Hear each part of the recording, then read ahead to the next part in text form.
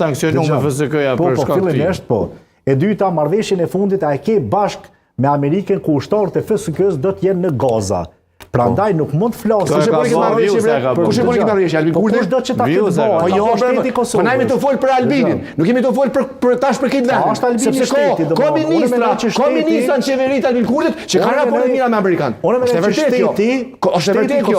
Po ka plot ministra Albin Kurtit që s'kan raporte me amerikan. Kryetori i Kuvendit, presidencë dhe pjesën tjetër. Prandaj kur flasim për Albinin, për kryeministrin Kurti, jemi të folë edhe për shtetin e Kosovës. Jo, flasim për shtetin e Kosovës. Nuk mund të flasim veç e veç me emra të përveç. Dëgjoj.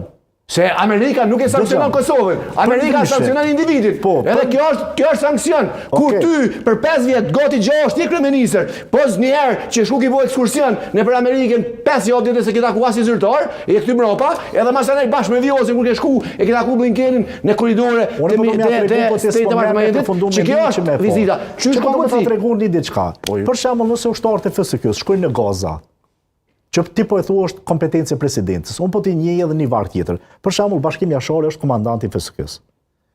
Ministri i Mbrojtjes e ki Maqedoncin.